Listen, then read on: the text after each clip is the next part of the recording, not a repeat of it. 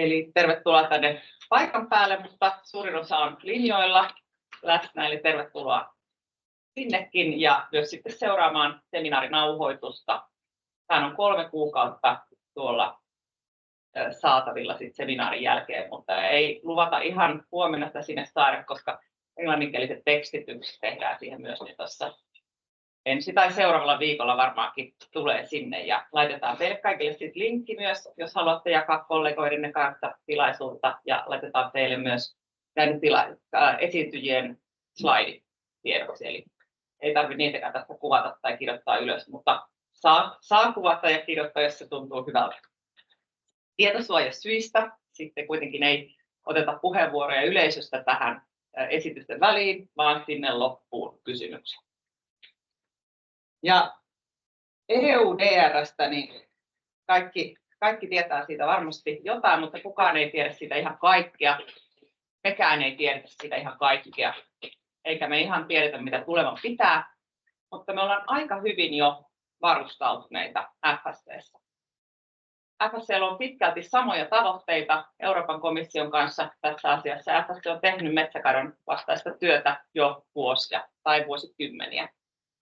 Me ei kuitenkaan olla vielä ihan valmiita ja monelta osin uskotaan, että nämä Euroopan komission tavoitteet tukee myös FSC:n tavoitteita ja yhdessä näiden yhdistelmällä me saadaan metsäkato pysäytettyä.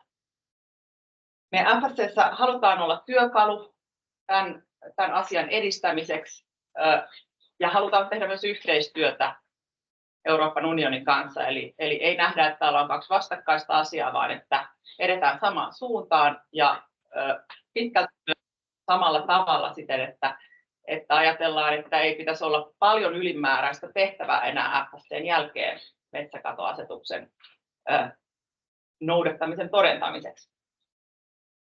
Ne firmat, jotka on ollut FSC:ssä sertifikaatin haltijat, on jo etulyöntiasemassa sikäli, että näitä asioita on tosiaan tehty jo pitkään. Mutta Jussi kertoo meille tarkemmin tästä myöhemmin, eli Jussi Ojansuu, meidän EUDR-asioista vastaava ihmisemme FSC Suomesta, pitää puheenvuoro tuossa hieman myöhemmin. Me kaikki tiedetään EUDR:stä myös se, että miksi se on tärkeää, etenkin täällä Suomessa, Euroopan metsäisimmässä maassa. Me tiedetään, että me tarvitaan metsiä moneen asiaan. Ja tämän takia metsäkadon torjuminen on aivan välttämätöntä. Maija Kaukonen WWF:stä tulee meille kertomaan kohta vähän lisää taustoista metsäkatoasetuksen taustalla.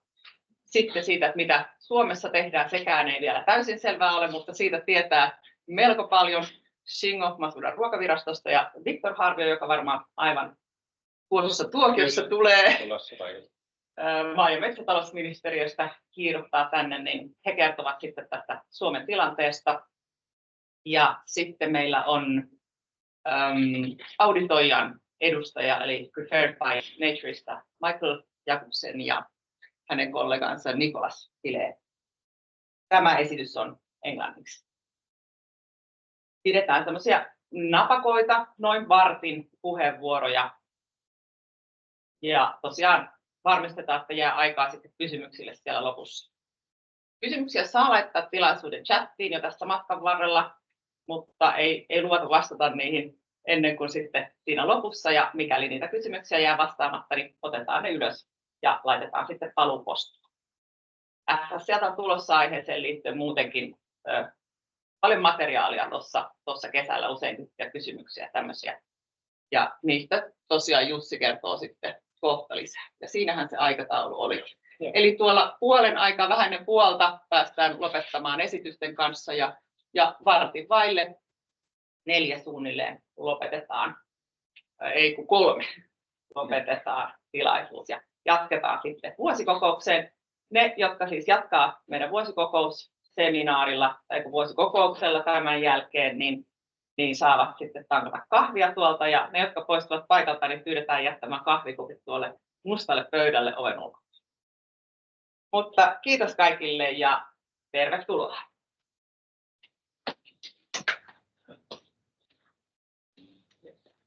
Kiitos. Tosissaan mä olen Maija Kaukonen ja olen WWF Suomesta töissä. Meidän toimisto on tässä samassa rakennuksessa 4. kerroksessa ja olen ollut jo vuodesta 2008 täällä ja vuosien varrella tehnyt paljon erilaista metsätyötä, mutta viimeisen parin vuoden aikana mä olen nyt keskittynyt tähän metsäkatoteemaan ja siinä olennaisena osan tähän EUn metsäkatoasetukseen. Ja teen paljon tiivistä yhteistyötä meidän Euroopan toimiston kanssa, jotka päätoimisto Brysselistä, mistä käsin seurataan tätä, mutta sitten myös muiden EU-toimistojen kanssa ja sitten täällä Suomessa. Ja ollaan jonkin verran nyt, tai pyritään olla hyvin perehtyneitä aiheita, mutta ihan kaikkea todellakaan minäkään en tästä tiedä. Ja meillä on ihanasti muita asiantuntijoita täällä tänään, jotka sitten osaavat sitten niihin yksityiskohtaisiin kysymyksiin. Mutta mä annan tässä nyt semmoisen niin kuin WWF:n näkökulman tähän. Ja tosiaan toimin kansainvälisissä metsäasioissa ja paljon teen työtä tuolla niin kuin kehittyvissä maissa metsäkadon parissa. Ihan lyhyesti tästä tulee tänään lisää tietoa, mutta tämä tausta tosissaan on tästä asetuksessa sellainen, että jo tuossa 4 vuotta sitten EU aloitti tämän valmistelun ja konsultaatioprosessin tämmöisestä asetuksesta globaalin metsäkadon kitkemiseksi. Ja erityisesti tavoitteena se, että tämä EU:ssa tapahtuva kulutus ja osittain EU:ssa tapahtuva tuotanto ei aiheuttaisi metsäkatoa. Ja tässä prosessin aikana muun muassa yli 1,2 miljoonaa eurooppalaista kansalaista vetosi vahvan lain puolesta, eli tällä on niin kuin ollut kansalaisten vahva toive tällä lailla. Ja myös 80 eurooppalaista yritystä vetosi kunnianhimoisen lain puolesta, eli myös yrityksillä on ollut halu saada laki aikaiseksi, jotta tämä markkina niin olisi tasavertainen sitten kaikille toimijoille. Ja aiemminhan on EU myös niin kuin suitsinut esimerkiksi laittomaa puukauppaa ja puuhakkuita tällä EU Timber Regulationilla, ja se on nyt yhdistetty sitten tähän metsäkatoasetukseen. Vuonna 2022 asetus hyväksyttiin ja viime vuoden kesäkuussa se astui voimaan siirtymäajalla, ja niin nyt on tämä siirtymäaika käynnissä. Ja keskeisiä vaatimuksia on, että tosissaan tämä laki on tarkoitettu yrityksille, eli se velvoittaa yrityksiä ensisijaisesti. Ja tosissaan nyt sitten tämän vuoden lopusta alkaen, niin se velvoittaa ensisijaisesti niin suuryrityksiä, muistaakseni se henkilömäärä oli 250 ja siitä ylöspäin voi olla, että olen nyt väärästäkin, pienempiä yrityksiä vasta sitten kesäkuusta 2025 eteenpäin. Ja mitä tämä tarkoittaa, että se velvoittaa?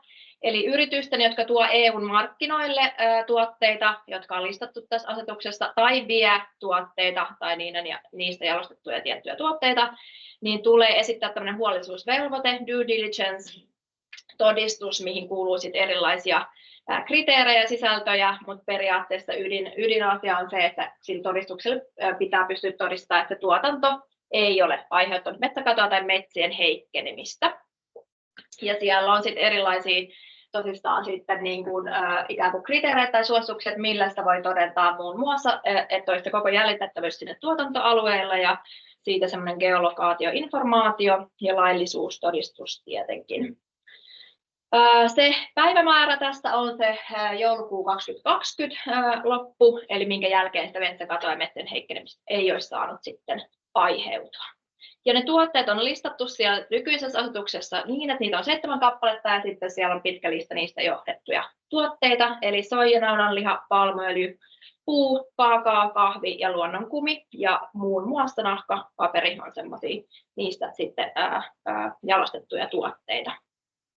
Ja niin muutama ajankohtainen asia näistä tulee tänään sit muilta esittäjiltä varmaankin, mutta mitä mä olen saanut viime aikoina niin päivitystä tilanteesta, miten tämä prosessi, kun on tämä siirtymäaika, niin mitä siellä tapahtuu, niin tosissaan Suomessa on, mistä Viktor kertoo enemmän, on tämä kansallinen työryhmä. Nyt meillä ei ympäristöjärjestöjen edustusta tässä ollut, mutta meitä on konsultoitu sitten näistä tämmöisistä seminaareista.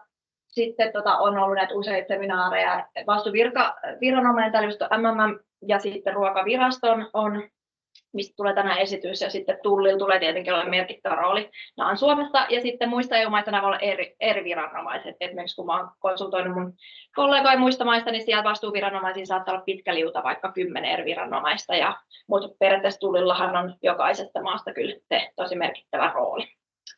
Ja sitten on tulossa tämä kansallisen lainsäädännön luonnosesitys tässä. Mä en tiedä, mikä on se viimeisin tieto, että koska se ehtii tulla niin kuin, konsultaatioon tai lausunnoille ja sitten myöhemmin sitten eduskuntaan. Et tästä EU-asetuksesta pitää olla sitten kansallinen lainsäädäntö myös.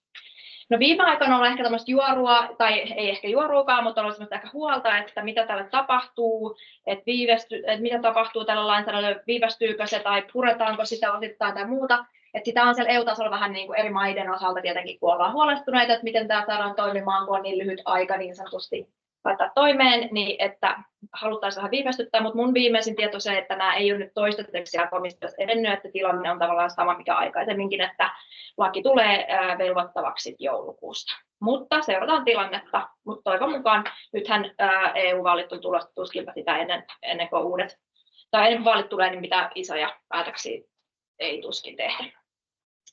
No sitten EU-tasolla, mitä siellä tapahtuu nyt tämän vuoden aikana, kun on se niin siirtymävaihe meneillään, ja EU:ssa pitää tulla paljon niin kuin, tiettyjä prosesseja valmiiksi, jotka sitten ohjeistaa, ja niitä koko ajan sit, niin kuin, tulee pikkuhiljaa, mutta minkään ei tavallaan tarvitse olla vielä valmis, koska tämä velvoittaa vasta joulukuusta alkaen. Mutta esimerkiksi tämä guidance document on tulossa, ja siellä ilmeisesti käsitellään tarkemmin sertifioinnin roolia. Sitten seuraava päivitys tästä questions and answers on tulossa. Sitten tämä information system, mitä paljon nyt odotetaan tietenkin, koska se sitten määrittää, että mitä tietoa sinne laitetaan, niin odotetaan valmistuvan loppusyksystä, ja siitä on niitä semmoisia niin kuin,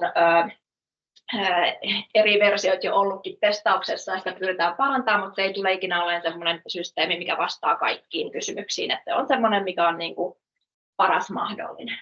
Ja sitten se niin kuin tavallaan tässä asetuksessa tulee olemaan niin kuin niistä riskialueista ja riskimaista semmoinen niin kuin jonkinnäköinen analyysi, minkä perusteella riskiä sitten nämä jäsenmaat voi arvioida, niin sekin selvitys on meneillään. No, niin kuin sanoin jo, EU-vaalit ja uusi parlamentti tulossa.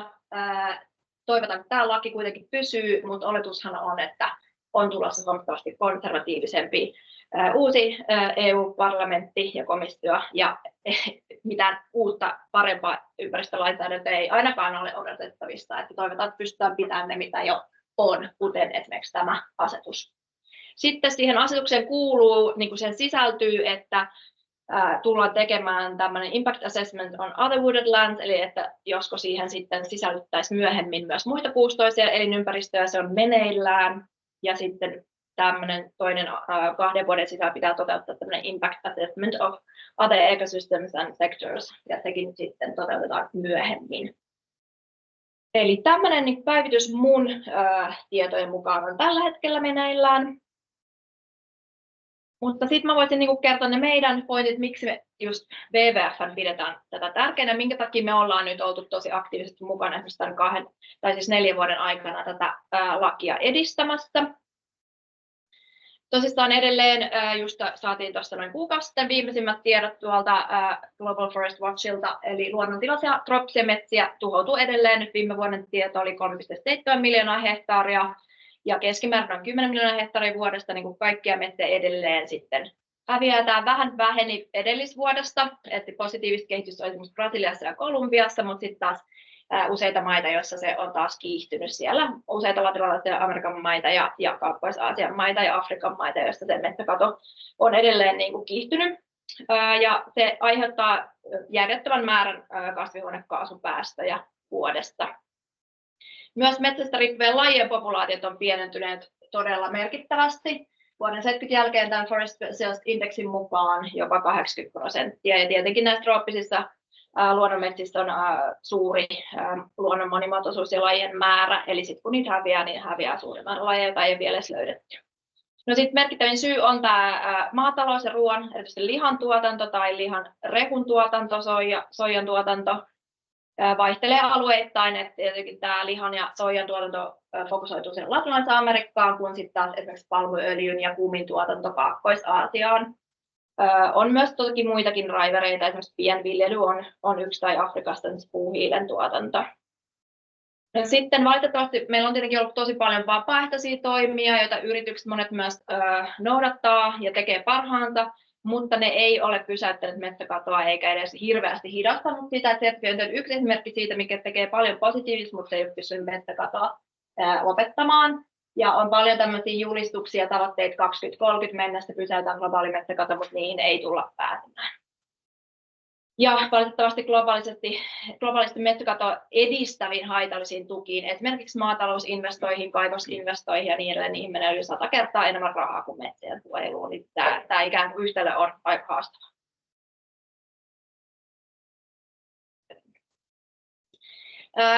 Tuossa muutamia vuosia sitten meidän Euroopan toimisto teki analyysin siitä, että mitkä on EU:ssa kulutettavat tuotteet, joilla on suurin metsäkatovaikutus tropiikissa, ja nämä on suurin piirtein samana pysynyt edelleen, vaikka nyt data on jo hieman vanhentunutta.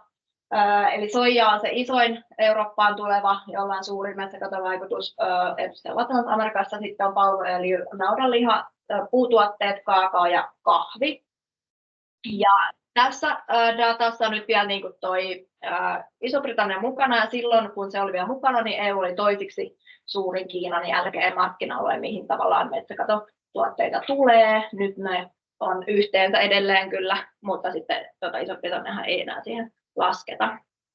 Eli merkittävää tavalla, että jos me tähän pystytään nyt niin kuin puuttumaan ja vähentää tämä niin sanottu 16% tai mitä se nyt sitten onkaan, kun Iso-Britannia ei tuossa enää ole tuossa tilastossa, tosin sielläkin on vastaavanlainen lainsäädäntö vireillä, niin me saataisiin kuitenkin vaikutettua siihen globaaliin metsäkatoon merkittävästi. Sitten jos me mietitään Suomea, joka on pieni maa täällä kaukana, mutta ollaan kuitenkin kytköksissä EU-markkinoihin ja sitä kautta myös globaaleihin markkinoihin ja muutenkin, niin meilläkin on jalanjälki siellä tropiikissa. Ja tämmöinen data on ihan saatavilla kaikille netissä, tämmöinen Pendrillin tämmöinen data, mikä analysoi sitten niin kuin näihin kauppavirtoihin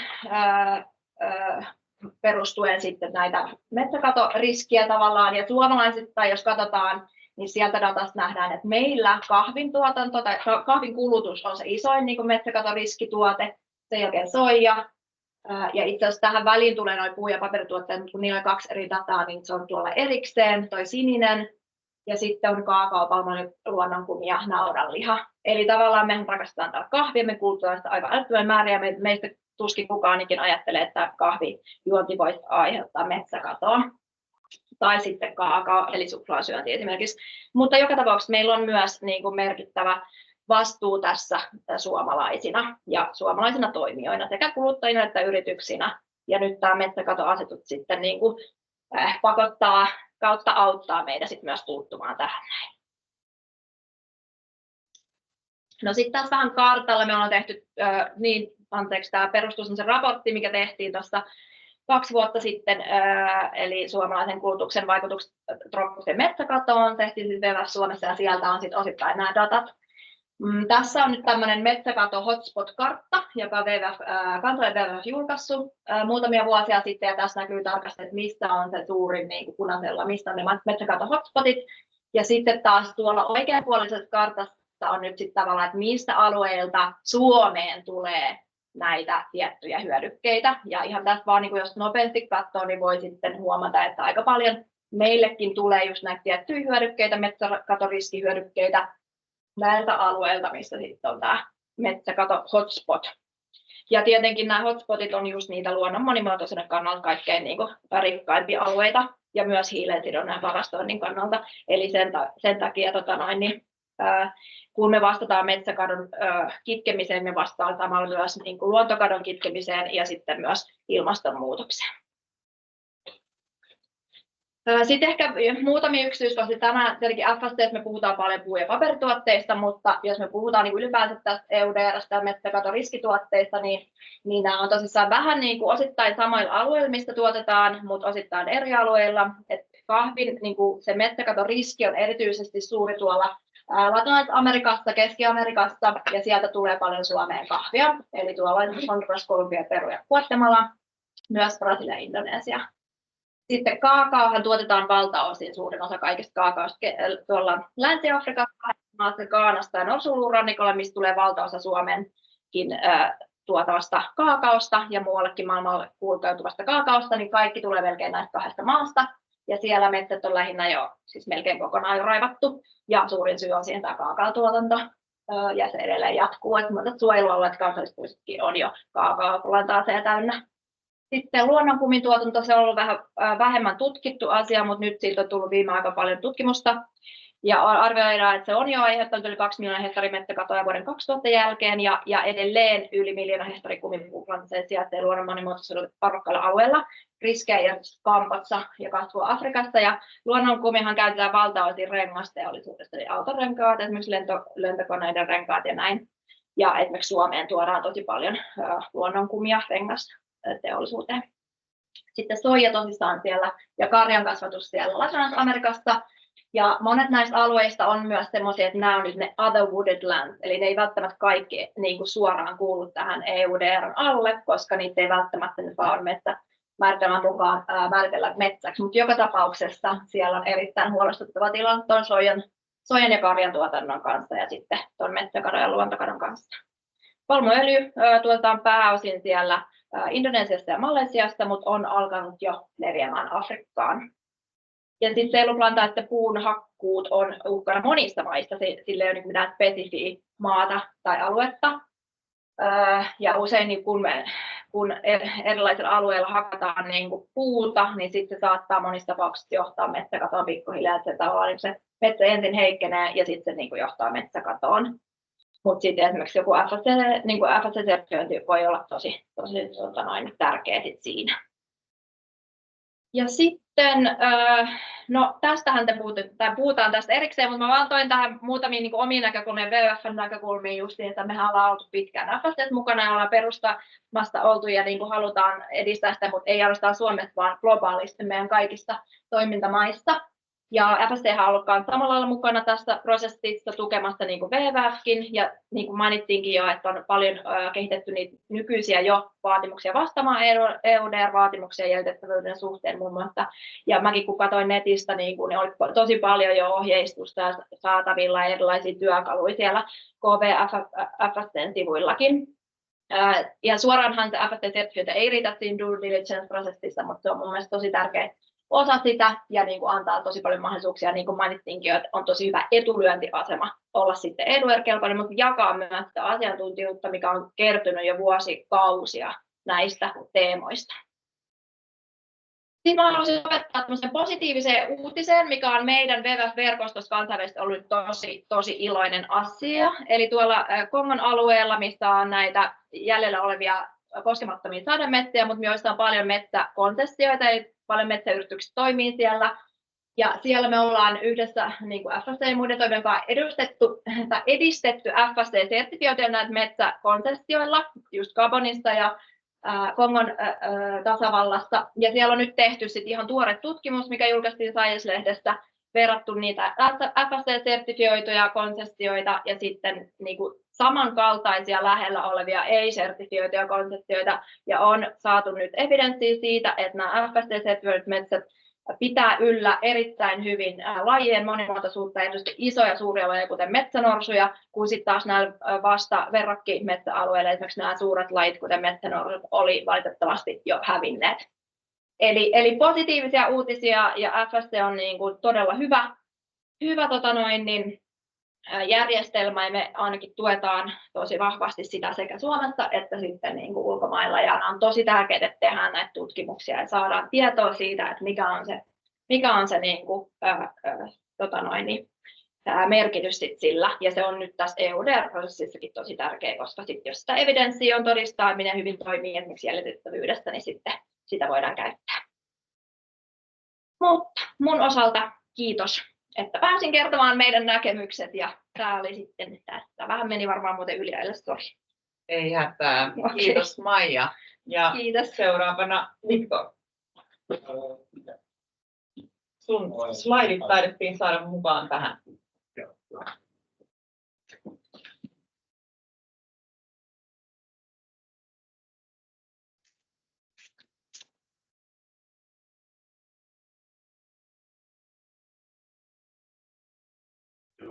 Hyvää päivää munkin puolesta.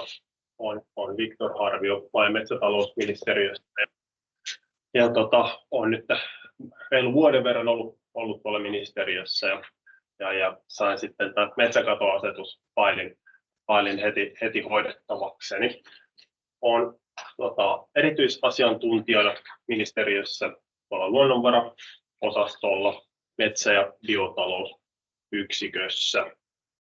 Ja tätä asetuksen toimeenpanoa valmistellaan siis meidän ministeriössä. Me ollaan päävastuullinen ja luonnonvaraosasto etenkin ollut siinä päävastuullisena, mutta hyvin varhaisessa vaiheessa on tietenkin huomattu, että sen verran laaja palettia koskettaa useita eri sektoreita, niin käytännössä ihan käsikynkkää meidän ruokaosaston kanssa tehdään tätä valmistelutyötä. Ja oikeastaan mitä tulee kaikkeen, mitä tätä aihepiiriä koskettaa, on se sitten tätä kansallista toimeenpanoa tai onko se sitten EU-asioihin liittyvää.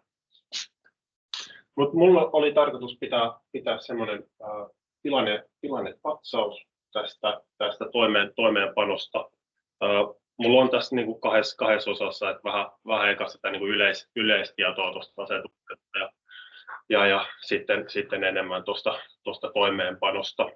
Ja tässä edellisessä esityksessä tuli aika hyvin esille se, että minkä takia tämä on äärimmäisen tärkeä tämä asetus ja minkä takia myös niin kuin Suomi virallisesti on pitänyt tätä erittäin tärkeänä asiana. Toki on sitten ollut niitä hankaluuksiakin sitten, mitkä on liittynyt erityisesti tähän asetuksen taannehtivuuteen, mitä ei oikein meidän oikeusperustassa sitten tunnisteta ja sitten etenkin mitä tulee suht tiukkoihin vaatimuksiin, mitä asetuksessa, mikä sitten vaikeuttaa esimerkiksi maataloudessa navettainvestointien tekemistä tai eläinten hyvinvointiin liittyvien jalottelutarvojen tekemistä, metsän raivaamista niihin liittyen. Totta kai metsäsektorille tämä on kanssa valtava ponnistus. Jos katsotaan sekä tuontia että vientisektoreita, niin sieltähän puutuotteet pulpahtaa isompana, jos katsotaan sitä meidän niin kuin näkökulmasta sitä arvoa, rahallista arvoa. Asetuksen tarkoituksenahan on edistää maailmanlaajuisen metsäkadon vähentämistä, vähennetään unionin osuutta kasvihuonepäästöistä ja maailmanlaajuisesta luonnon monimuotoisuuden köyhtymisestä. Varmistetaan, ettei ole tuotteita, jotka olisi tuotettu maalla, josta on hävitetty metsää tai jonka metsän tila on heikentynyt 31. joulukuuta 2020 jälkeen. Eli tässähän oli nämä kaksi eri näkökulmaa tai osuutta tässä, että puhutaan sitä varsinaisesta niin kuin metsäkadosta ja sitten on tämä metsien tilan heikentyminen. Ja tuossa on niin sanottu cut-off date, mikä on sitten aiheuttanut vähän hankaluuksia. Toimijoilla on tosiaan asetuksen mukaan se vastuu metsäkatovapaiden tuotantoketjujen varmistamisesta ja sen varmistamiseksi on sitten noudatettava tätä asianmukaista huolellisuutta due diligencea. Ja seitsemän hyödykettä ja niistä valmistettuja tuotteita asetus koskee. Ja tosiaan asetus on nyt sitten voimassa, mutta soveltamisen on tarkoitus alkaa tämän vuoden lopulla pääsääntöisesti. Siinä on niitä poikkeuksia, mitä koskee esimerkiksi mikro- ja pienitoimijoita, mutta pääsääntöisesti kuitenkin asetus on tulossa näillä näkymin voimaan ihan niin kuin alkuperäisen suunnitelman mukaisesti. Toki on sitä keskustelua, käydään siitä siirtymäajan mahdollisesta pienentämisestä, joka sitten liittyy siihen, että se tietojärjestelmä on vielä keskeneräinen TRACES-järjestelmä ja maiden riskinarviointijärjestelmä on vielä kesken. On näitä avoimia kysymyksiä vielä, mutta tosiaan toistaiseksi niin ihan alkuperäisen suunnitelman mukaan ollaan tässä etenemässä. ihan lyhyesti näistä keskeisistä asiakokonaisuuksista tietysti, että mitä hyvä tietää, että mitä hyödykkeitä ja tuotteita koskee, oli se liite 1 asetuksesta, missä sitten ne tuotekoodit löytyy tarkasti, niin sieltä pystyy aina tarkastamaan sen, että mitä kaikkea koskee. Sitten tietenkin nämä due diligence-järjestelmät ja niiden rakentaminen toimijoilla on tärkeä osa. Nyt se ei taida taaskaan vaihtaa.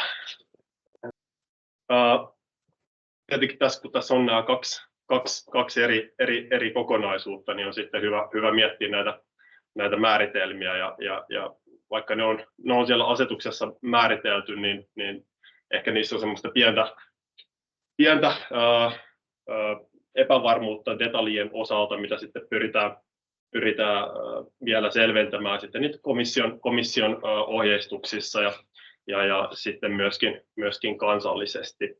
Mutta käytännössä tuo metsäkato tarkoittaa maankäytön muutosta metsästä maatalouskäyttöön. Se keskustelu, mitä nyt käydään vielä on, että koskettaako tämä nyt ainoastaan näitä asetuksen 6 maataloushyödykettä, vai koskettaako tämä kohta nyt sitten tätä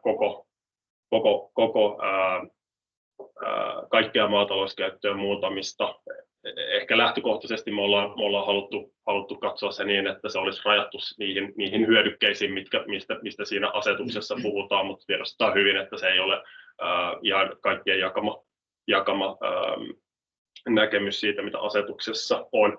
Kuitenkin se rajaus on kuitenkin maatalouskäytössä, eli se, mitä tulee esimerkiksi rakennettua maan tie- tai energiatuotantoinfraan, muuhun infraan, niin sitä se asetus ei koske, ei esimerkiksi tuulivoimaa koske millään tavalla.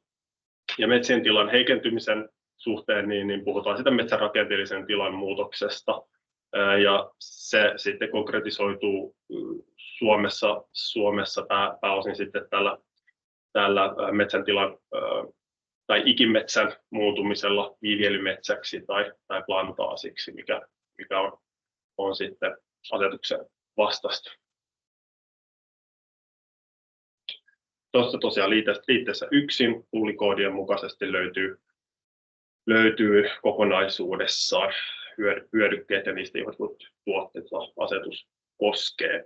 Keskeisiä käsitteitä ja rooleja on markkinoille saattaminen ja asettaa saataville markkinoilla. Tuo markkinoille saattaminen tarkoittaa hyödykkeen tai tuotteen asettamista ensimmäistä kertaa unionin markkinoilla, ja se on sitten kytköksissä tähän toimijarooliin. Ja sitten taas kun asettaa saataville markkinoilla, on sitten kun asetetaan markkinoille myöhemmin, eli se on jo aikaisemmin tämä sama tuote asetettu markkinoille, mutta sitten myöhemmässä vaiheessa tulee uudemman kerran, niin silloin puhutaan kauppaa käyvistä ja kauppaa käyvän velvoitteista. Asetuksessa itsessään on 9 lukua ja luvussa 2 on sitten erityisesti noin toimijoiden ja kauppaa käyvien velvoitteet, mistä Ruokavirasto sitten kertoo tässä hetken päästä lisää.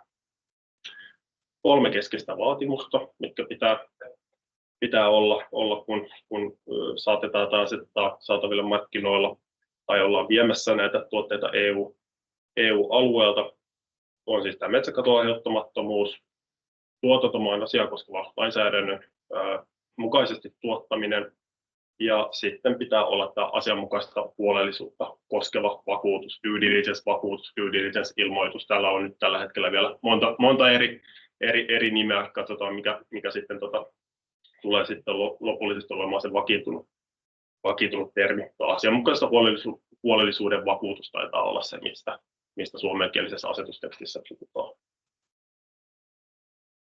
Ja asianmukaisen huolellisuudessa on kolme pääelementtiä: tietovaatimukset, riskin arviointi ja riskin vähentäminen. Ne on sitten myöskin kytköksissä siihen, että kuinka riskinen tämä tuote on, kuinka riskiseltä alueelta se esimerkiksi tulee.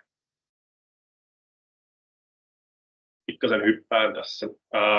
Tämä maiden arviointijärjestelmä on tietenkin yksi iso keskeinen elementti tässä, ja sen oli tarkoitus valmistua komission tekemänä sitten tai toimeksi antamana tämän siirtymäajan aikana.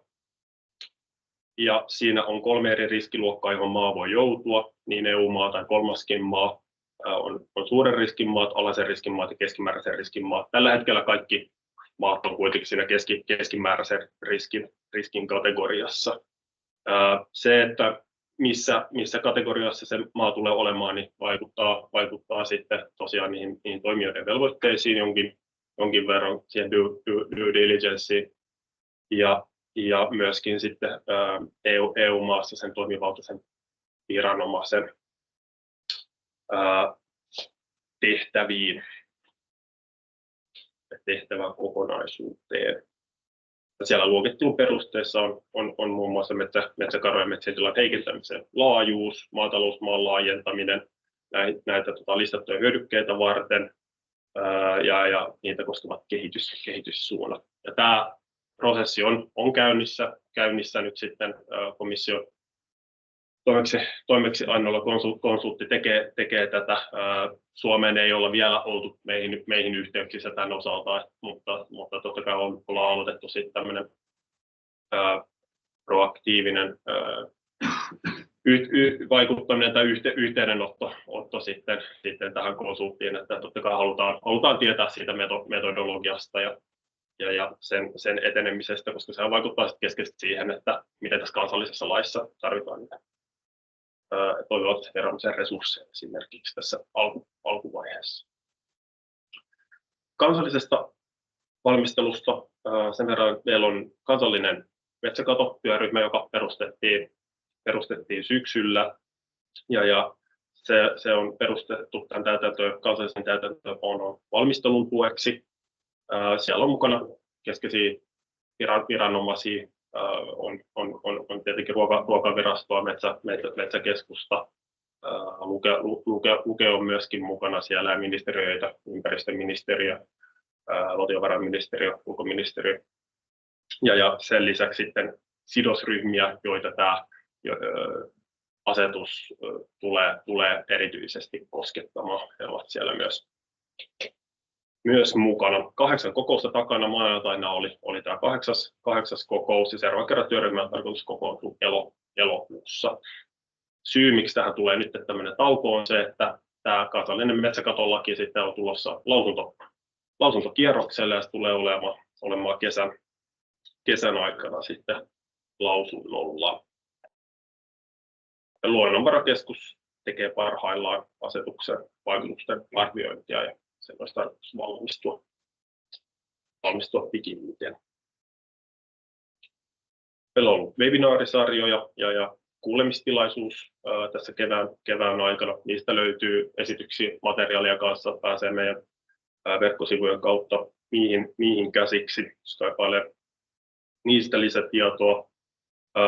Vaikutusten arvioinnissa on totta kai tullut jo ilmi toimijoilta monia kysymyksiä, jotka pitäisi vielä selvittää.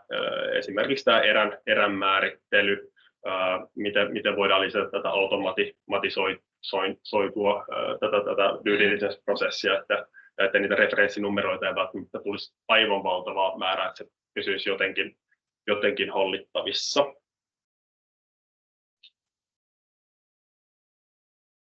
Ja tämä kansallinen laki, niin siinä on ehkä 2 pääelementtiä, eli näiden velvoitteiden valvonta, eli toimivaltaisen viranomaisen tehtävistä ja sitten seuraamuksista säädetään siinä myöskin. Mutta tätä niin kuin kansallista lakia tullaan sitten aina katsomaan käsikynkkää tämän EUn metsäkatoasetuksen kanssa rinnakkain.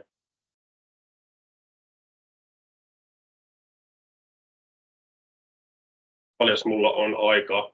Ehkä muutama minuutti ehkä sillä. Selvä homma. Joo. No voisin vielä mainita tuosta kansallisesta laista, että siinä tosiaan niistä tarkastuksista säädetään niiden suorittamisesta, mitä tulee toimivaltaisen viranomaisen tiedonsaantioikeuksiin, tiedon tiedon vaihdosta eri viranomaisten välillä. Ja sitten seuraamuksien osalta laissa säädettäisiin muun muassa väliaikaisesta keskeyttämisestä ja korjaavista toimenpiteistä, mitä toimijoiden sitten tilanteen vaatiessa tulisi tehdä. Lisäksi hallinnollisista sanktioista myöskin, jotka olisi sitten käytännössä rikkomusmaksuja ja hallinnollisia seuraamusmaksuja.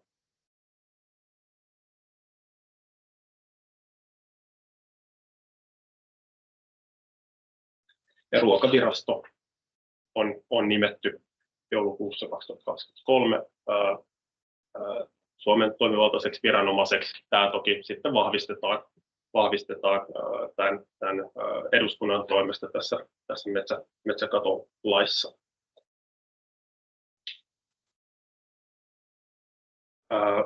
Lisäksi voisi vielä mainita tästä ikimetsien määrittelystä ja kriteereistä.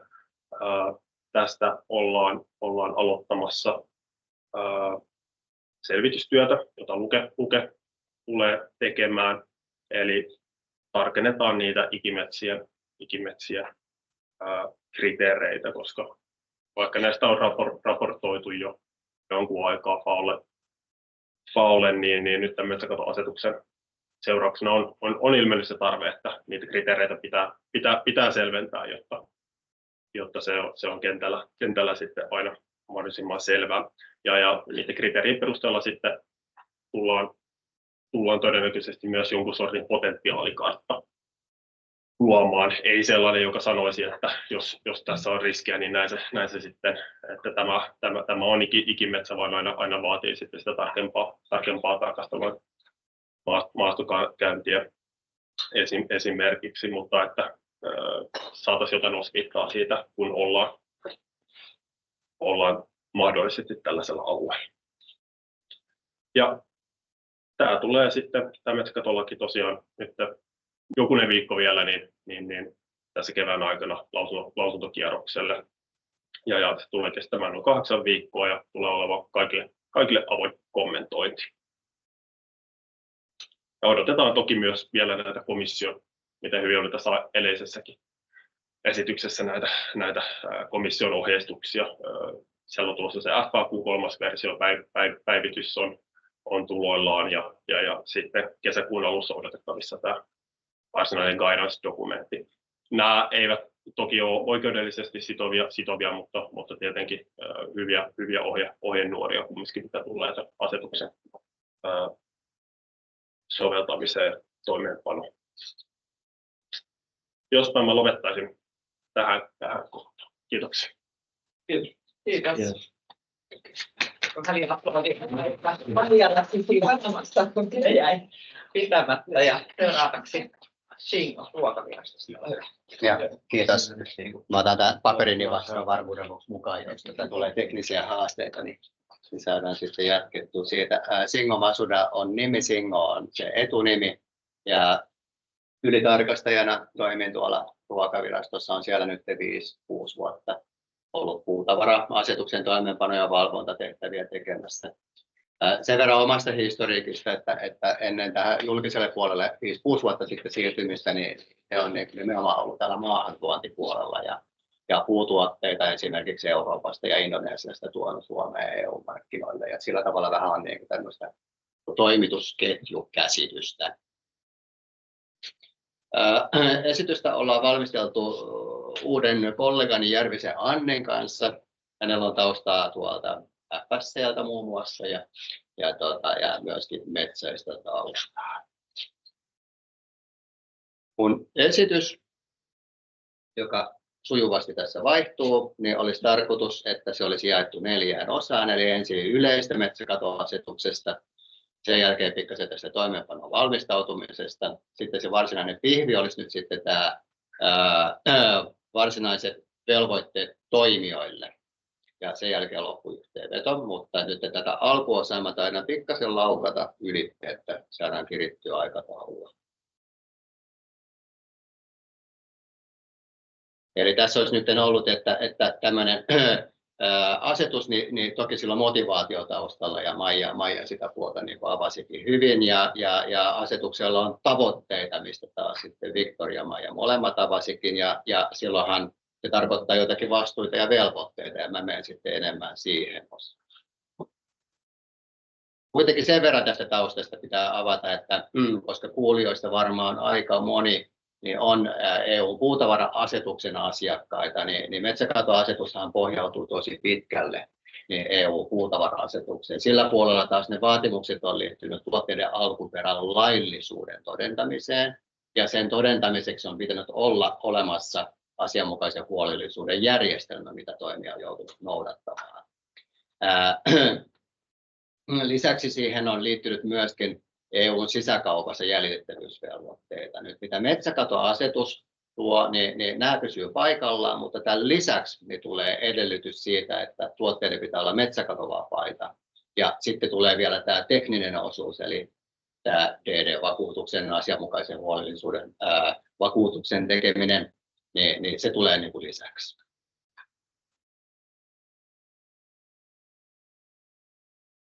Lukuun tosiaan on jaettu asetus. Linkki löytyy tämän esityksen lopusta. Se on oikein mukava HTML. Nämä hyppään nyt kokonaan yli nämä jo. Victor kävikin hyvin läpi. Eli ne konkreettiset velvoitteet. Konkreettiset velvoitteet niin taas jakautuu 3 osaan. Siellä on siis tämä asianmukaisen huolellisuuden järjestelmä, nyt puhun tässä esityksessä. Eli asianmukaisen huolellisuuden järjestelmä ja sitten käydään läpi se DD-vakuutuksen tekeminen ja sitten vielä katsotaan pikkasen niitä tuotteita, mitä asetus koskee. Asianmukaisen huolellisuuden järjestelmä niin sisältää vaatimuksia tietojen hankintaan, riskien arviointi liittyen asetuksen vaatimusten mukaisuuteen ja tarvittaessa riskin vähentämiseen. Ja jotta toimija pystyy tehdä nämä toimenpiteet systemaattisesti, niin toimijan tulee laatia tätä varten niin kutsuttu DD-järjestelmä, asianmukaisen huolellisuuden järjestelmä. Mutta jotta ei syntyisi väärinkäsityksiä, niin kyseessä ei ole IT-järjestelmä, vaan se voisi olla toimia vaikkapa oma riskinhallintajärjestelmä tai toiminnanohjausjärjestelmä. Joka tapauksessa mitä edellytetään, niin se on kirjallinen kuvaus tästä järjestelmästä, ota vaikkapa EUDR-manuaali. Noudattaminen tosiaan on toimijoiden vastuulla ja asetus määrittelee toimijan luonnolliseksi henkilöksi tai oikeushenkilöksi, joka kaupallisen toiminnan yhteydessä saattaa asianomaisia tuotteita markkinoille tai vie niitä. Eli toimija voi olla maahantuoja, se voi olla viejä tai se voi olla kotimainen toimija. Kotimaisista toimijoista niin voi lukea lisää Ruokaviraston sivustolla, siellä on muutamia kohtia avattu. Suuryrityksille on asetettu pikkasen enemmän velvoitteita kuin muille. Eli esimerkiksi tästä DD-järjestelmästä niin suuryrityksillä on velvollisuus raportoida julkisesti vuosittain. Ja kauppaa käyvillä, mitkä Victor avasikin, niin suuryrityksillä, jotka on kauppaa käyviä, niin heillä on samat velvoitteet.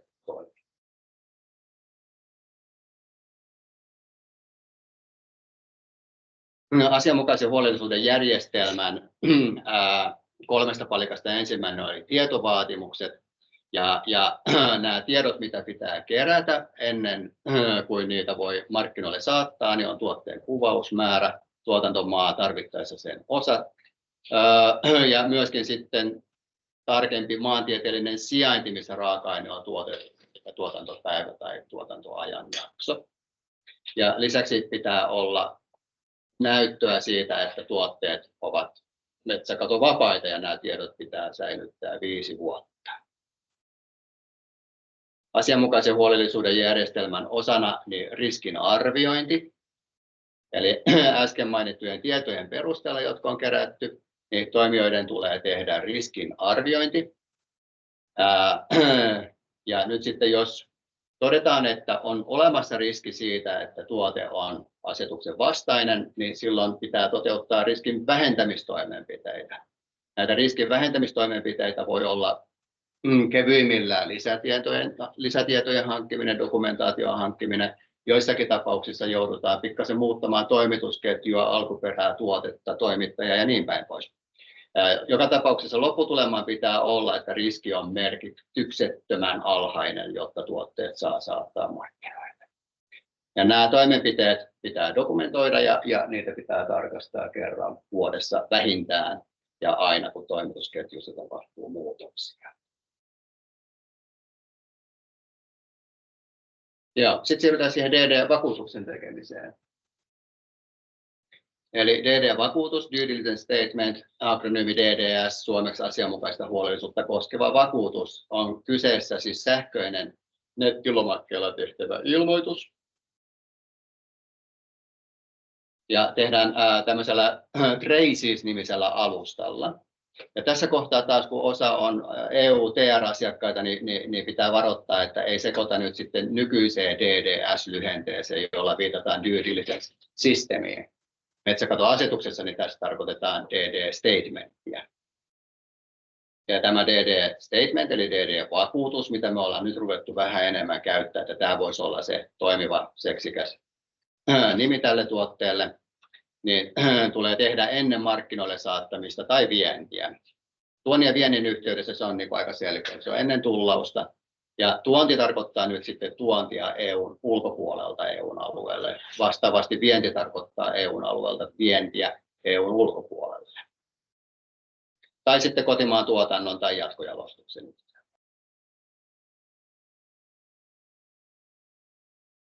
DD-vakuutuksella ilmoitetaan perustiedot, kuten toimijan tiedot, tuotetiedot ja alkuperätiedot. Mutta tärkeää on huomioida se, että DD-vakuutuksella nimenomaan vakuutetaan, että toimija on noudattanut asianmukaista huolellisuutta ja että riskiä asetuksen vastaisuudesta ei ole. DD-vakuutuksen tekemisen yhteydessä niin muodostuu teknisesti viitenumero tai referenssinumero. Ja tämä viitenumero on se, mitä sitten toimitellaan eteenpäin, jolla sitten toteutetaan tuotteen jäljitettävyys. Traces alusta tuli jo mainittua tuossa, se on jo tällä hetkellä olemassa oleva tietojärjestelmä, jossa esimerkiksi eläinluomu- ja kasviterveyspuolen jäljitettävyyttä ja valvontaa toteutetaan. Traces-järjestelmään kirjaudutaan tällaisella yleisellä EU-tunnusjärjestelmällä. Ja nyt rekisteröityminen tähän EUDR-palikkaan niin alkaa sitten loppuvuodesta, mutta tarkempia tietoja siitä ei vielä ole. Jos Traces-järjestelmästä haluaa muuten lukea lisää, niin mitä se nykyisellä on, niin Ruokaviraston sivustolta löytyy. Tässä on kuvakaappaus demovaiheen DD-vakuutuksesta, eli ei kannata liian syvällisesti sitä katsoa, mutta kutakuinkin tämän näköinen. Ja sitten tuotteet, joihin metsäkatoasetusta sovelletaan. Tämä väittää, että mä olisin puhunut 22 minuuttia, mutta ei se varmaan pidä paikkaansa. Et sä ihan, mutta jos vielä muutaman, niin Joo. Nämähän tuli jo kertaalleen niin käyty aika lailla läpi, eli asetuksessa on 2 liitettä. Toisessa liitteessä niin puhutaan tästä DD-vakuutuksen tietosisällöstä ja liitteessä 1 niin listataan taas tuotteet, mihin asetusta sovelletaan. Eli sinne kannattaa suunnata. Ja kun sinne suuntaa, niin ensimmäinen kysymys yleensä on, että mikä tuo EX-merkintä on. Niin esimerkkinä tämä kolmanneksi viimeinen rivi EX9401 tarkoittaa sitä, että 9401 alkuiset puiset istuimet kuuluu asetuksen velvoitteiden piiriin, mutta samalla nimikkeellä on myös metalliset eivät. Perusesimerkkinä olisi vaneri, maahantuoja A, niin tuo EUn alueelle vaneria, niin Ahan on noudattanut asianmukaista huolellisuutta ennen hankintapäätöksen tekemistä, tekee sen DD-vakuutuksen ennen tullausta ja toimittaa sitten ostajalle B tämän DD-vakuutuksen viitenumeron mukana. Jos tämä B-yritys käyttää puuta tai tätä vaneria niin veneiden rakentamiseen, niin veneet eivät kuulu asetuksen piiriin, koska sitä ei ole lueteltu tässä liitteessä 1, jonka myötä niin jäljitettävyysvelvoite päättyy yritykseen B. Pakkaukset on tärkeä esimerkki, tästä paljon kysytään. Kuuluuko tuotteiden pakkaamiseen tarkoitettu pahvi tai paperi tai puu velvoitteiden piiriin, niin tässä on maahantuoja A tuo EUn alueelle auton varaosia, jotka on pakattu puulaatikkoon. Eli lyhyesti sanottuna, jos tullaus tapahtuu auton varaosanimikkeellä, niin silloin sen ympärillä olevat pakkausmateriaalit eivät kuulu velvoitteiden piiriin. Mutta jos tuonti tapahtuu niin, että EUn ulkopuolelta tuodaan uusia pakkauksia ja tullataan puupakkauksina, niin silloin se kuuluu velvoitteiden piiriin. Toivottavasti en yksinkertaistanut liikaa. Ja vielä yksi esimerkki niin olisi sahatavarasta, jossa toimija A saattaa markkinoille mäntytukkeja, pyöreitä puuta. Ahan on noudattanut asianmukaista huolellisuutta ja on tehnyt DD-vakuutuksen markkinoille saattamisen yhteydessä. Ja tässä tämä voi olla tuonti EUn ulkopuolelta tai kotimaassa markkinoille saattaminen. Ja toimija A ne antaa DD-vakuutuksen viitenumeron taas sitten tukkien ostajalle. Ja nyt jos tämä yritys B käyttää nämä tukit sahatavaran valmistamiseen, silloin hän on jatkojalostaja, hän luo uuden tuotteen markkinoille, jonka tullinimike on muuttunut, niin siitä tulee markkinoille saattaja. Ja tässä, jos tämä B on suuri yritys, se tekee uudestaan DD-vakuutuksen. Ja sen taas toisaalta, jos B on pienempi kuin suuri yritys, niin velvoitteet on ottaa vastaan se A tekemään viitenumero ja toimittaa eteenpäin. No niin, ja sitten ollaankin jo loppuyhteenvedossa. Eli velvoite noudattaa asianmukaista huolellisuutta. Markkinoille saattamisen yhteydessä se DD-vakuutuksen tekeminen. Suuryrityksillä se raportointivelvollisuus vuosittain. Ja se seikka, että suurilla kauppaa käyvillä on samat velvoitteet kuin muilla toimijoilla. Seuraaviksi askelmerkeiksi niin ehdotetaan, että käy asetuksen liite 1 läpi. Onko tuotteesi velvoitteiden piirissä, sen jälkeen selvitä roolisi. Roolit määrittelee, mitkä ovat velvoitteesi. Ja luonnollisesti valmistaudu hyvissä ajoin, eli heti selvitä tuotteidesi alkuperä ja koko toimitusketju. Ja kun se on mahdollista, niin rekisteröidyt reisisiin samoin tein. Lisätietoa löytyy näiden linkkien takaa ja vahva suositus tilata meidän EUDR-uutiskirje ja kattaus hyödyllisistä linkeistä. Kiitos. Kiitos. Kiitos. Jes. Mitäs kello näyttää? 5. Kyllä tässä on vielä jonkin verran aikaa puhua. Eli jatketaan tosiaan nyt hyvien esitysten jälkeen. Kiitos Maija, Victor ja Shingo näistä erittäin asiantuntevista puheenvuoroista, mutta nyt katsotaan vähän niin kuin FSC:n näkökulmasta tätä EU-metsäkatoasetusta. Ja mun nimi on tosiaan Jussi Joensuu ja olen tässä tammikuun alussa aloittanut FSC:llä vastuullisuusasiantuntijana. Ja mun työpöydällä on sitten tämä EU-metsäkatoasetus, siihen liittyvät asiat.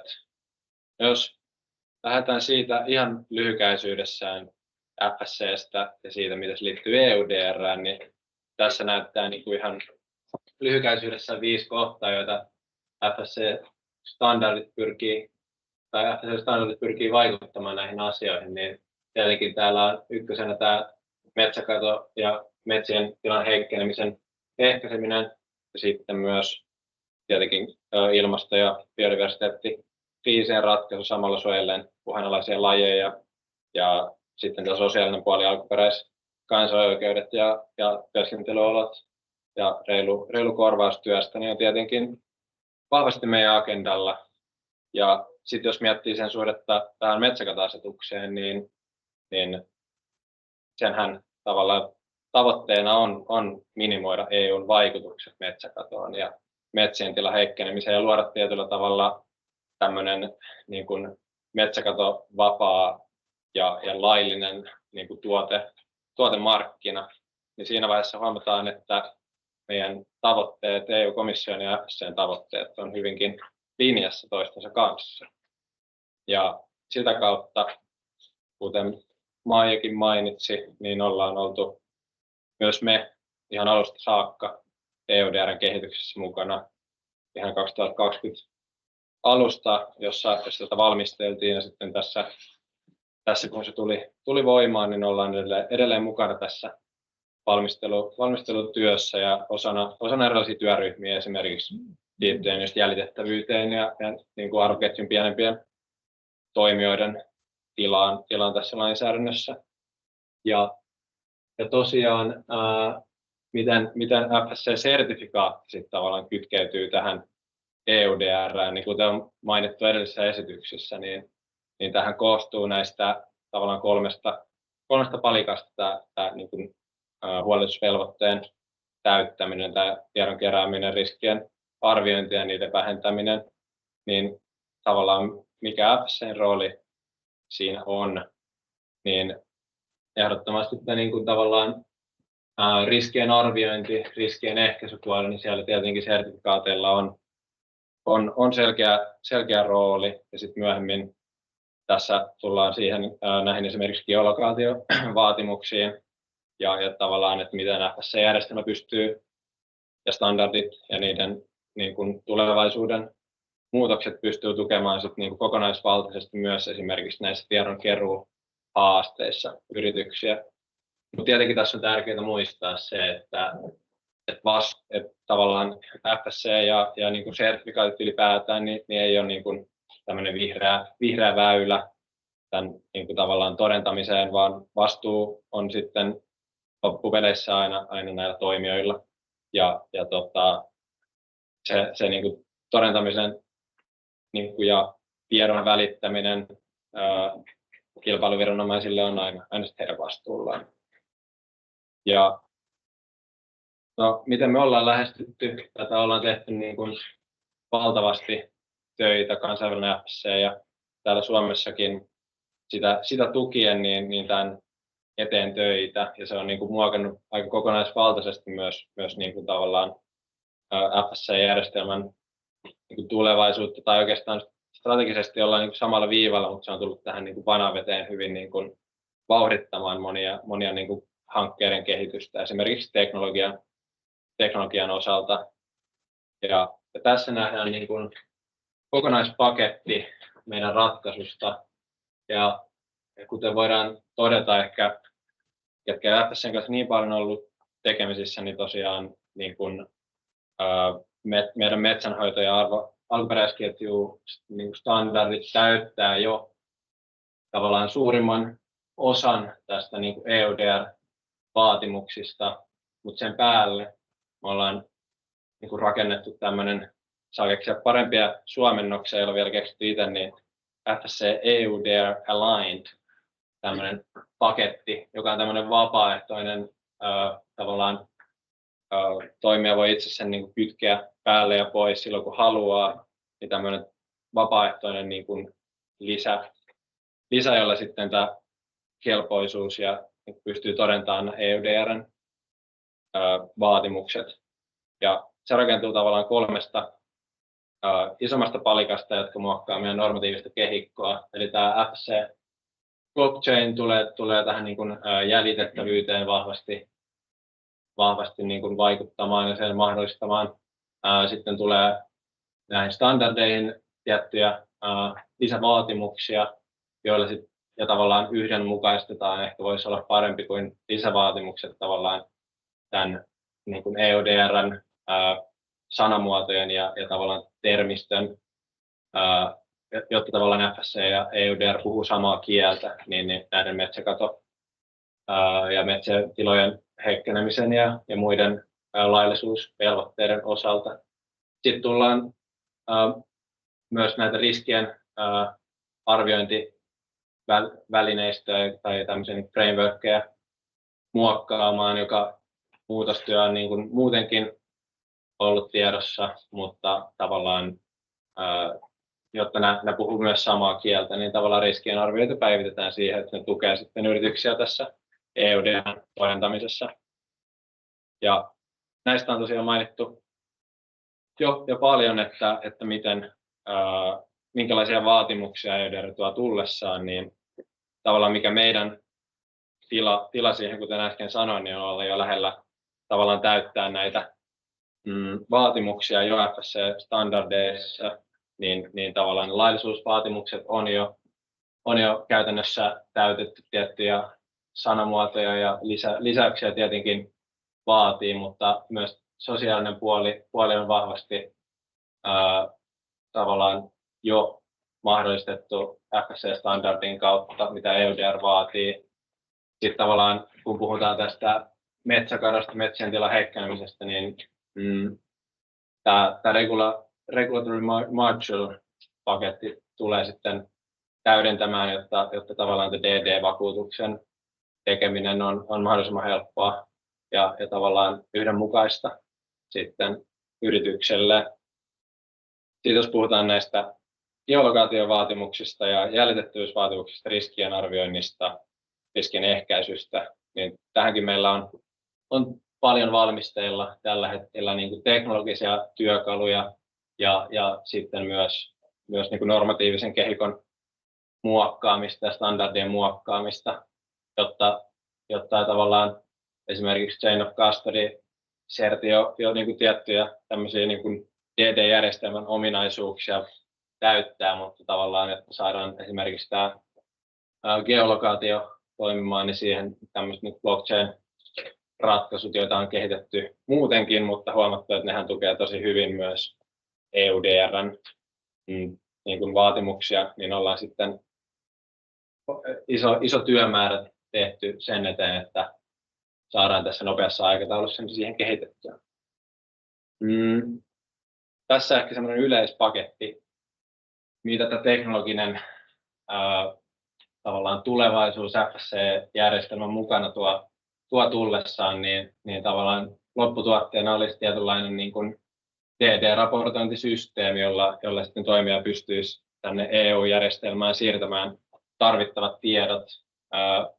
Tässä on erilaisia vaihtoehtoja, edelleen puhutaan siitä niin kuin vapaaehtoisuudesta, eli tämä on tosiaan niin kuin lisämahdollisuus, että ei niin kuin tule siihen tavallaan vaatimukseksi FSCn päälle, mutta enemmänkin tämmöinen niin kuin palvelutarjonta kasvaa, jotta niin kuin FSC-järjestelmästä saa niin kuin yritys vielä paremmin tavallaan hyötyä irti, niin tämmöinen teknologinen kokonaisuus sisältäen tämän blockchainin, joka on tavallaan kuulostaa tekniseltä, mutta periaatteessa mahdollistaa sen tiedon liikkumisen arvoketjussa ja varmennetulla tavalla.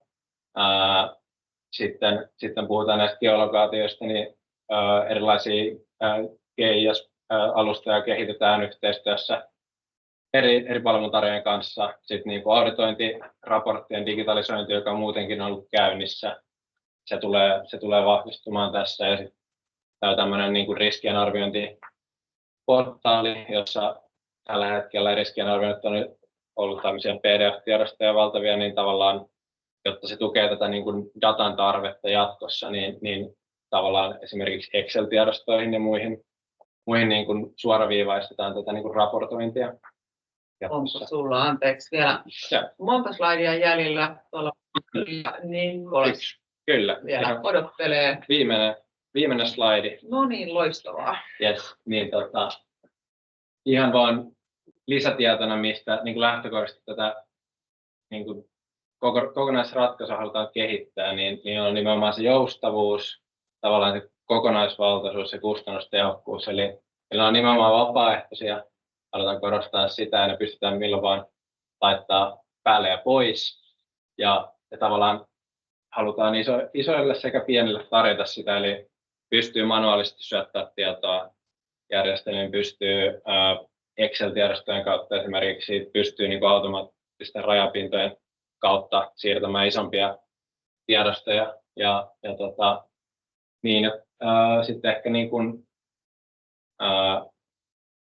sellainen kokonaisvaltainen ratkaisu, että se olisi mahdollisimman helppoa täyttää nämä vaatimukset yritykselle. Se on niin kuin se meidän ratkaisun lähtökohta. Ja myös niin kuin muille toimijoille osa riskiarvioinnista esimerkiksi menee niin kuin FSC, ketkä ei ole sertifioituja esimerkiksi, ne pystyy käyttämään riskienarviointilomakkeita ja myös niin kuin auditoijat pystyy optimoimaan, niin kuin digitalisoimaan ja helpottamaan auditointeja, niin tavallaan tämä kehitys ajaa meitä tällä hetkellä hyvään suuntaan tulevaisuudessa. Ja siinä oikeastaan tämmöinen vielä kokoava slaidi, mutta mun puolesta kiitos tässä vaiheessa. Mun saa olla yhteydessä, jos mä haluan, tää on tiivis paketti, jos haluaa yhtään lisätietoa blockchainista tai muuhun liittyvästä, niin laittakaa mulle viestiä, ja sitten löytyy meiltä todella paljon infoa, voisin sanoa niin kuin sivuilta, ja se päivittyy tässä kevään tullen koko ajan, niin varmasti löytää tietoa, mitä sitten tarvitseekaan. Niin kiitos.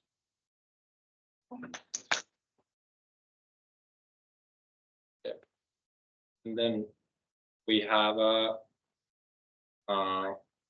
guests from Perfect for Nature. Yes. So Hello. Michael. Yes, hello. Hello. Can you hear me? Yeah, we can. Yeah. Can everybody hear? Okay. Great. Sorry, I cannot continue in Finnish. I hope it okay. We speak in English. So, and Nico will be sharing his screen. I don't know if you have sharing it up it there, now. Jussi. Should come up soon. Just a second, we're changing Yeah. the screen sharing mode. Okay. Good. Should I just start the intro and then you solve that?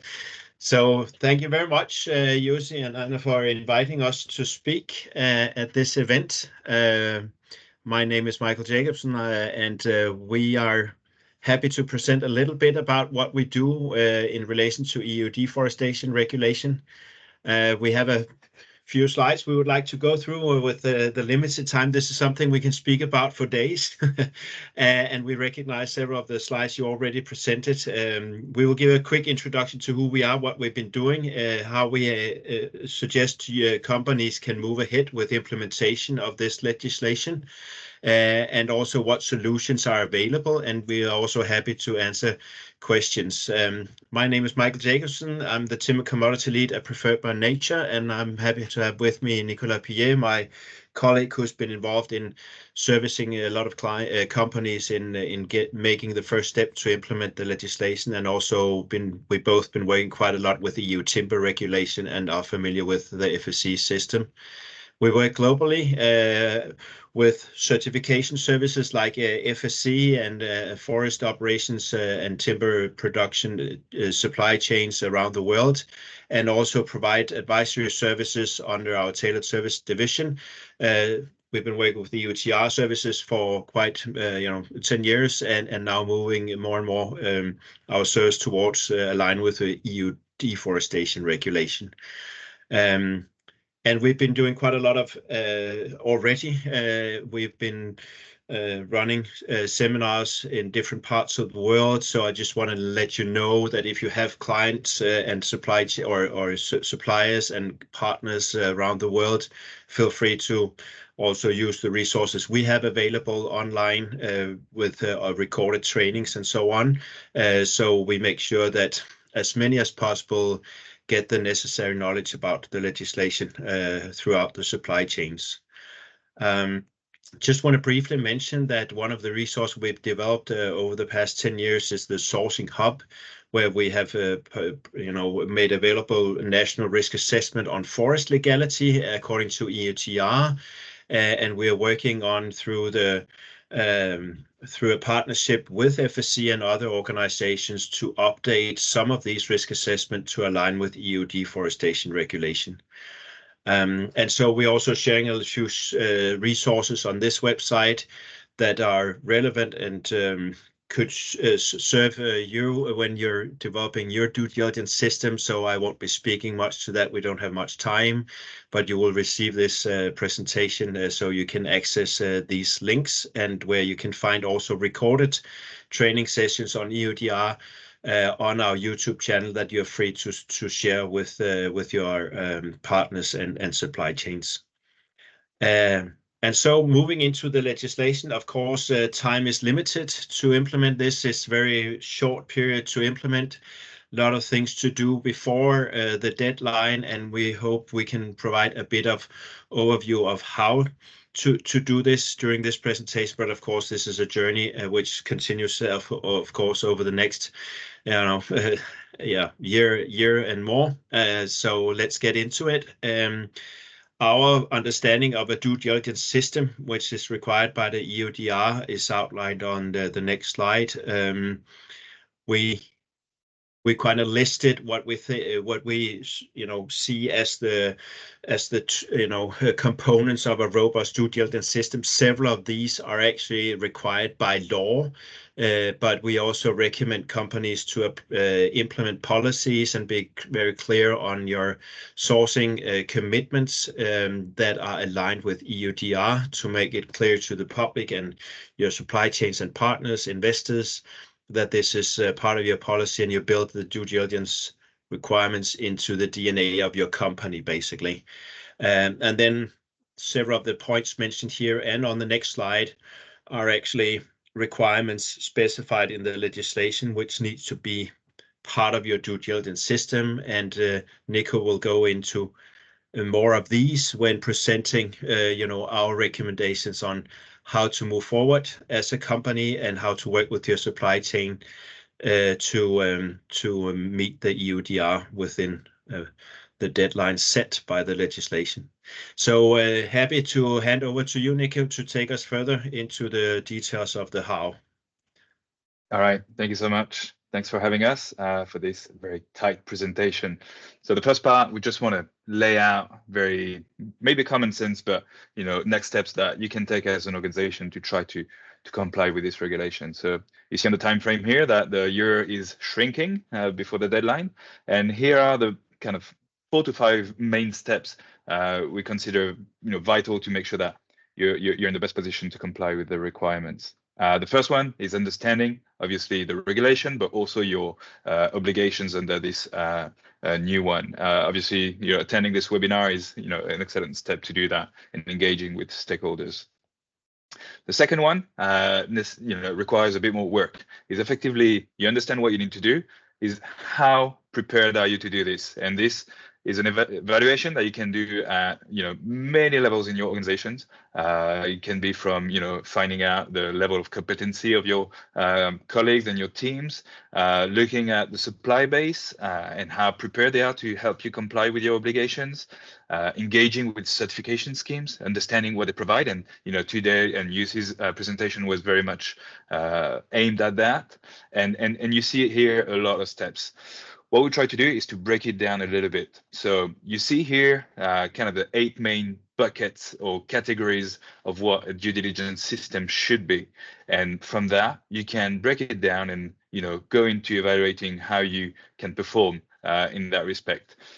We try to do that with organizations, and we have a quantitative kind of output, so we can show how far companies can be from compliance with the EUDR requirements, but we also have a qualitative response to that by being very specific on how to get compliant with the requirements. So from the diagram before to these, we just try to break it down into how to improve the performance of the organization to make sure that it can respond to all the requirements. This is an example, so it's been anonymized. But obviously you can refer back to that. But also it's an exercise you can conduct, yourself, or have a third party come in and give you some guidance and pointers. So once again, just very quickly over these are some of the requirements that can be done in the 8 categories. Obviously, if you're familiar and have been subject to EU timber regulation, a lot of these steps you're already conducting. If you are very new to this world of due diligence, because maybe you weren't in scope of the EUTR, well, then you might want to start as soon as possible, because it's quite a specific language to understand, and the steps you need to take are very specific as well. The planning phase that should be, if not done very, very soon, it's to allocate resources effectively. We know for a fact that complying will take a little bit of money, whether in man hours, in kind, or in investing into some systems, for example, IT solutions to deal with a larger volume of data you have to handle. So yeah, please be mindful of that and try to allocate the right resources and the right competencies internally as soon as possible. The implementation phase is quite straightforward. You take all the steps or the potential gaps from your kind of evaluation and you try to transform them into concrete action. So update your policies, your procedures, train your staff either internally or have some people come in and give some training for that. Work with your suppliers as well. Engage with them, train them, provide some guidance to them as well, so they can help you comply with the requirements. And obviously, you can do that internally if you have the resources. That's great, or you can use some external support. The last point here is more of a mid to longer term step, is that whether you are a large organization or smaller ones, you have some obligations that are depending. So the first one, applicable to all. If you have a due diligence system in place, you have to review it on at least an annual period, but it can be more often if you have a very volatile supply chain. If you're a large organization, there is now an obligation of reporting on the performance of your due diligence, and I would suggest that you start preparing for that right now, so you collect the right data, and then you can communicate about that. The competent authorities will be very interested in what you produce in that respect. All right, sorry, it's a short presentation, so I'll move on to the next step, which is we wanted to touch on the risk assessment exercise, which is a little bit new to some organizations that weren't doing it for EU timber regulation, and that can be a bit confusing. So we want just to give a bit of guidance. So for EUDR, it applies to the legal, production of the products, but also on the deforestation and forest degradation aspects. Once again, here is a time frame, but it's not a very linear process. It's something you can do as you go from scoping to evaluation, etc., etc. So first of all, you need to be very clear on what you need to evaluate. So, boil it down to the right product, country, regional level if you can, so you don't, disperse yourself into trying to evaluate all risks that might not be applicable to you guys. So I'll just leave some of the information here. You'll have access to that for later reference. A very critical step is to gather information and to evaluate the risk. And we've grouped that under this slide for sources of information. So be broad, try to reach out far and wide into what sort of information you can collect. Obviously, the web searches, the NGO reports, the databases are very useful set of tools. I can mention the IUCN Red List, for example, for the status of the species you're working with. You've got the Corruption Perception Index that can give you a bit of an idea of the context of the country you're sourcing from. But try to engage with stakeholders as well. So obviously actors of your supply chains, but also administrations or local NGOs. You can have direct conversations, and people are, tend to be quite open and happy to share knowledge when they can. So this is a very, very important step into building the risk profile of your supply chains and the route of your products to market. Here is more, so Michael mentioned it, but you probably know we are a certification body, so we're quite used to grading risk and observe that. So when you do your risk assessment, try to have a pragmatic and systematic approach on how you consider risk. It's a kind of subjective approach, but if it's a temporary, unusual, or limited impact in the supply chain, or very occasional, you potentially can consider it a low risk. But as soon as you observe something that is kind of wide-ranging or wide-reaching, that is systematic, or when there is a very poor enforcement of the specific law, then you might move on to the specific or non-negligible risk, as we called it in the EUTR. It's just, common sense, but if you have a systematic approach, then you can formalize that and present that to potentially the competent authority when they come in. And this is a very good way of demonstrating you understood your obligations here. Then the risk mitigation step that comes in afterwards. And my screen just turned black, which is not very practical. Sorry, I was just trying to figure out what's happening. Okay, it's coming back. All right, risk mitigation. I'll try to put it back up. We could see risk mitigation. We're not Two in ways. presenter mode, so you can just. Okay, I'll stick to that. Yeah. Yeah. Perfect. So two main avenues: either you avoid your risk, so you change your supply chain or your type of products or species or countries of origin, or you can control it. That means investing time and resources to make sure that the risk you've identified is under control. That can be training your supply base or investing in segregation methods for your suppliers and yourself, etc., etc. So I'll leave that. You have access to that. And obviously reach out to us or to FSC if you have some questions around that. And the role of certification in the mitigation steps comes in very handy. So I won't go back and again under what the requirements are, but certification is a very useful tool. It is recognized by the EC, the European Commission, and the competent authority. However, it's not a green lane. This is not your due diligence system. You can rely on that, but you still have to have all the steps we mentioned before in place to comply with the regulation. So once again, use that as a tool to mainly provide assurance on deforestation-free products or forest degradation-free. Also to comply with the legal requirement around the productions of the products or in the countries of harvest. Also very useful for the traceability and the new models and the blockchain modules that FSC is suggesting and presenting are extremely valuable for that. So try to use it as a tool and make it a good narrative around that, so you can present that as a case study, either in your reporting of your due diligence performance or when you are potentially investigated by a competent authority. And I'll just use this final slide on the resources you have available. You'll get more slides in the presentation that will be shared, but just to give you some pointers. So Preferred by Nature, as Michael mentioned, has been working in the sphere of due diligence for a long time. So we've developed expert courses on due diligence, and we'll be making one bespoke for EUDR. So this is something that should be available over the next few weeks. And if you need to, or your suppliers, anyone, please share the news. We will make available for open to the public a toolkit as well. So we've done that for the timber regulation, and we intend to do the same for the deforestation regulation.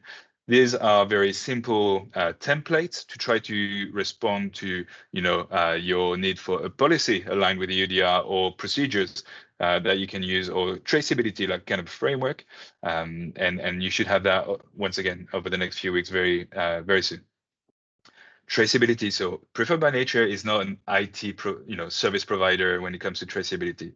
However, we've received funding to try to support the understanding and the better sharing of geolocation information. So we've developed a geospatial data protocol for transfer. It's freely available, so you can consult that. Personally, I don't understand it, but send it to your IT managers or people dealing with data, and they should be able to make something out of that. Michael mentioned the Sourcing Hub as a risk management tool. It is critical that you get decent resources for risk evaluation. It will be updated and improved to make sure it's aligned with the EU deforestation regulation, also aligned with other organizations working with risk evaluation, so FSC, etc., etc. And we've developed this Risk Information Alliance, and hopefully that should bring a lot of content to the users and operators. Third-party certification, a great way to try to comply. Just make sure you understand what it brings to the table for you guys. Make sure it complies with the actual needs of the EUDR for this case. And just in case you're dealing with some supply chain that cannot be certified, Preferred by Nature has developed a set of normative tools, so kind of standards or frameworks, if you want, that you can use and try to apply to supply chains. And that gives you all the tools, and all the requirements are aligned with the EUDR. This is open source. You can consult it for free and use them as you wish. And I think I'll just stop here for now. As I said, there are a few more slides here that develop a little bit further on the tools that I mentioned. But for this exercise, I'll just stop here. Thank you so much.